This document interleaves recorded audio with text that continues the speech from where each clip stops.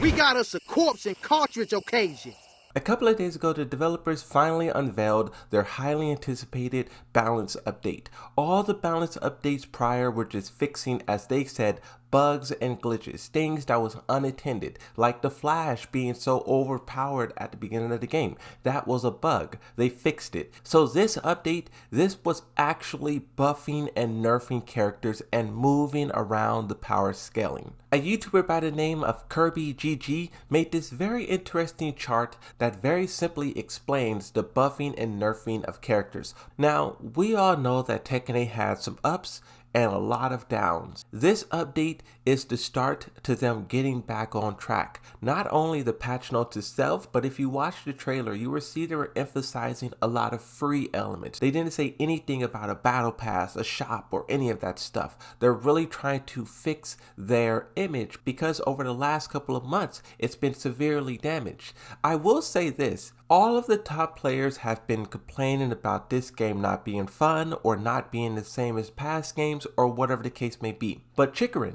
the person who won the EVO World Champion, they were being positive about the game. Their outlook was so different from everyone else's. Did that enjoyment of the game factor into their placement and how they performed? I don't know. Let's read the quote. It says, "Thank you everyone for your support. There's something I've been really wanting to say if I won. I've been having so much fun with Tekken 8 recently. Practicing every day has been a blast, and I think that helped me win. Also, Tekken 8 is really the greatest and most entertaining game, so please everyone, try playing it if you can. Thank you." That mindset is so different from everything that we've seen so far, and it also echoes what Arsenal and Nee said prior to this, how they want to change their mindsets and they want to kind of embrace the game for what it is and just play it and become a champion regardless of that. Now, even though the pro players are kind of coming around to this idea, the casual fans, they still are waiting to see the transformation. Just to give you an understanding of what I mean, when EVO Japan took place, there was 3 trailers that was trending: Guilty Gear Strive, Street Fighter 6, and Tekken 8. If you look at the top comment for Guilty Gear Strive, it's a comment praising how the voice actor for the character is so amazing. It says, "It's peak. We're so back." The top comment on the Akuma trailer says, "Akuma looks like an actual monster in this game." You can see people are really loving it. When you make your way over to the Tekken 8 trailer, the top comment is, "Fix your game, Harada." This is the difference between Tekken 8 and how the other games are being viewed. And it's kind of interesting because Capcom has made a lot of mistakes that Tekken 8 has also made. You talk about taking down mods, being super aggressive with the store, monetization.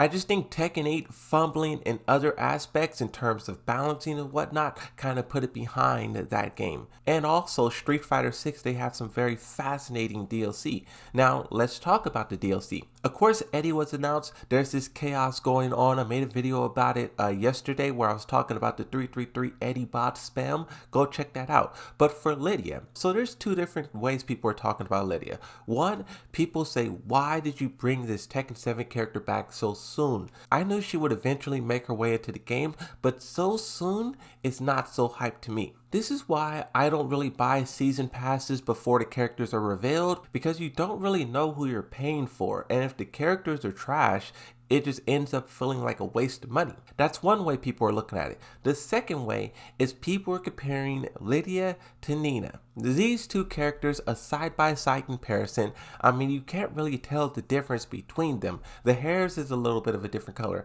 The skin is a slightly different color. The eyes, not so different. The scar is the biggest distinction between the 2.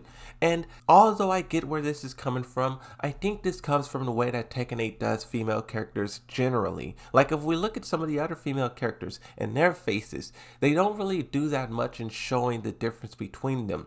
All of their faces is just very flat, very simple. There isn't any defining features like wrinkles or dimples or nothing of that sort. Like I found this image on Google that has all the female characters without their hair, and it simply says 1 through 6, try to figure out which character are you looking at. Some are easier to do than others, but you kind of get where this image is coming from. So you just have all of these different subsections going on surrounding the characters and also the game, and people just feel like it's not hype. King J uploaded a video to Twitter, someone else reposted that video, and it was basically a live reaction of Lidia being announced. This person says the crowd is dead, meaning it's pure silence. I'll play a little bit of it so you can hear the audio and you can see the crowd.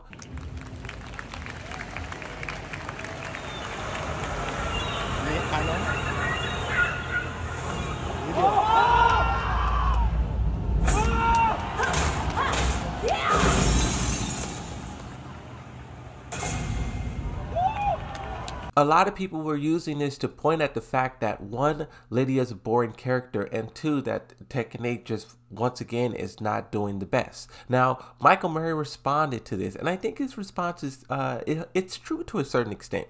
He says, "Tell me you know nothing about Japan without actually telling me." What Michael Murray is basically saying here is that in Japanese culture, which is true, they don't really like jump up and down and yell and get all like super obnoxious like Americans. Like Americans have that stigma of being obnoxious Americans. The Japanese culture is more like contained. They're more respectful. But see, there is a duality to this argument that Michael Murray is making. When you watch other trailers, like if you go watch trailers from the past, or if you just go watch a tournament match and you listen to the crowd, they are roaring with excitement. So what Michael Murray is trying to say here in this tweet isn't always the case, but I do get what he's saying about how like they're not going to be jumping up and down every single time. Now, whenever Michael Murray says anything on Twitter, players flock to his account to argue with him. This trend started way back like 4 years ago when the Hell Sweep got buffed, and then it was a whole chaos. He put out some tweets that was very crazy. The community responded, and ever since then it's been like, you know, whenever something happens and Michael Murray says something, everyone dog piles on him, which I personally don't think is okay, right? The players don't do that to Harada or Ed Boon or any of these other developers, yet Michael Murray is always the one that they go to. All of the backlash and all the criticism that he's been getting, he put out this tweet. He says, "I would pay for Twitter if there was an option to just block the trolls before they even get started. As is, I don't see the value in most interactions on here. Sad face. You have something important to say? Catch me at a event." I just highlight all of this because I think Tekken 8 is in a very interesting situation. The game had so much hype at the start and it was pretty much untouchable. The developers fumbled many times and now it's in this weird place where there's a lot of animosity, there's a lot of negativity, and some people are trying to fight that negativity themselves, that inner battle, and be more positive about the game, but then some people were just embracing it like, yes, chaos and destruction. How will Tekken 8 come back from this? Because I believe they most certainly will, but it's just a matter of how, when, and if. That's it. Thank you for watching. Hopefully you enjoyed this video. Like, subscribe, and I'll see you in the next one. Bye bye.